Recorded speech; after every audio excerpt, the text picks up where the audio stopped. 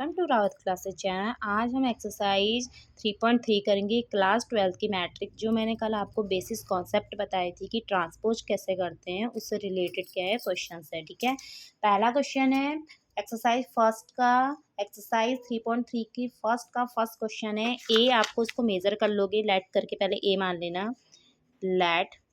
ठीक है, लेट करके हम क्या मानेंगे, इसे ए मानेंगे। ए माना तो ए बराबर कितना हो गया 5। ये आपको दे रखा है 1/2 और दे रखा है माइनस का 1। ठीक है, फिर हम जब इसका ट्रांसपोज करेंगे तो ट्रांसपोज में क्या आता है ए डैश। तो ट्रांसपोज में आता है रो जो है, ये 3 रो है और एक कॉलम है। ये रो जो है कॉलम में चेंज हो जाएगी, कॉलम रो में चेंज हो जाएगा। ठीक है, तो ये इस तरह से आ जाएगा 5 1/2 और यहाँ पर कितना आ जाएगा माइनस का 1। ठीक है, इसका मतलब यहाँ पर जो ये जो बना, इसको दोबारा लिख लेते हैं हम। तो यहाँ पर जो ए डैश बनेगा वो कितना बनेगा आपका 5 1/2 -1। ये हो गया आपका परिवृत्त करना कहते हैं जिसको हिंदी में, मतलब ट्रांसपोज।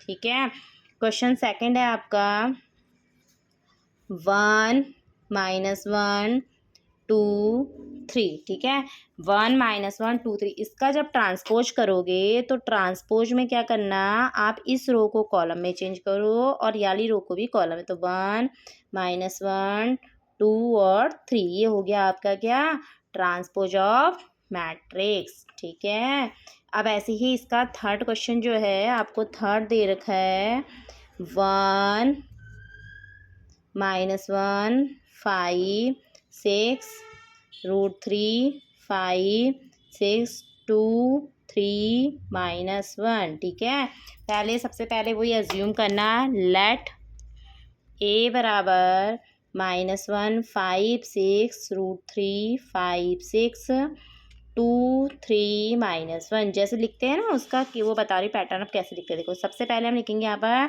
ट्रांसपोज ऑफ ए।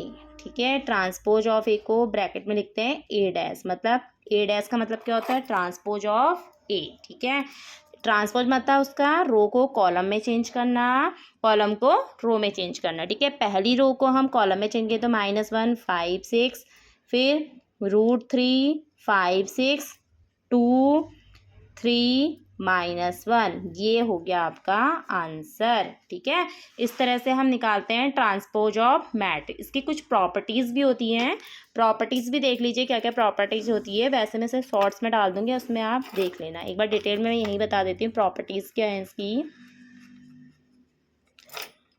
पहली प्रॉपर्टीज़ होती है, यदि हम ट्रांसपोज का फिर से ट्रांसपोज कर दें। ठीक है, ट्रांसपोज करा एक मैट्रिक्स का, इसके फिर से हम ट्रांसपोज कर दें तो हमें ए मिलता है। जैसे यही क्वेश्चन है, यहाँ पर ए डैश क्या है आपका 5 1/2 -1। मैं इसका फिर से ट्रांसपोज करूँगी। ठीक है, डबल फिर से ट्रांसपोज करूँगी तो ये जो रो है वो किस में कन्वर्ट हो जाएगी, आपकी कॉलम में। ठीक है, और ये दिख रहा होगा आपको कि ये जो है सेम टू सेम क्या आ गया ए। तो ये प्रॉपर्टीज़ है कि यदि हम ट्रांसपोज का फिर से ट्रांसपोज कर देंगे तो हमें फिर से वही मैट्रिक्स मिल जाती है। ठीक है, वही ये प्रॉपर्टीज़ है फर्स्ट। सेकंड प्रॉपर्टीज़ है के ए का ट्रांसपोज। यदि हम किसी मैट्रिक्स की के से मल्टीप्लाई करते हैं तो हमें के ए डैश मिलता है। ठीक है, जैसे यही मैट्रिक्स को मैं जैसे करके दिखाऊँ आपको एग्जांपल में। यहाँ पर ए क्या दिया था आपको, ए क्या दे रखा है, ये दे रखा है ना ए बराबर 5, क्या दे रखा है ए बराबर 5 1/2 -1। इसकी मैं के से मल्टीप्लाई कर दूँ, कितना होगा, सबकी मल्टीप्लाई होगी ना, 5 के 1/2 के -के। ठीक है, अब ट्रांसपोज करूँगी तो ट्रांसपोज करने में रो जो है, ये कॉलम जो है रो में चेंज हो जाएगी। तो 5 के 1/2 के माइनस का के, यहाँ से क्या कॉमन है, के कॉमन है ना, अंदर के बचेगा 5 1/2 -1। तो यहाँ से आपको दिखाई दे रहा होगा, सीन कर रहा होगा कि ये जो चीज़ है पूरी की पूरी आपकी क्या है, ए डैश है। ए डैश कहाँ पर आया था हमारा, ये आया है ना इसका ए डैश। तो यही चीज़ हमारी यहाँ पर आई है ना ए डैश। तो ये जो है आपका क्या है ए डैश, एक प्रॉपर्टीज़ ये है। ठीक है, अभी दो प्रॉपर्टीज़ और है इसकी। ठीक है, तीसरी प्रॉपर्टीज़ है, ये क्या करते हैं हम, ए प्लस बी, यदि दो मैट्रिक्स को जोड़ करके हम ट्रांसपोज करेंगे तो हमें ए डैश प्लस बी डैश, इसका मतलब ए का ट्रांसपोज प्लस बी का ट्रांसपोज मिलेगा। ठीक है। फोर्थ प्रॉपर्टीज है आपकी, यदि आप दो मैट्रिक्स की मल्टीप्लाई करो, ठीक है, प्रोडक्ट ऑफ टू मैट्रिक्स की मल्टीप्लाई करके हम प्रोडक्ट करेंगे, उसका हम ट्रांसपोज करेंगे तो हमें क्या मिलेगा, बी डैश ए और ए डैश। ठीक है, मतलब बी का ट्रांसपोज और बी का ट्रांसपोज, ए का ट्रांसपोज।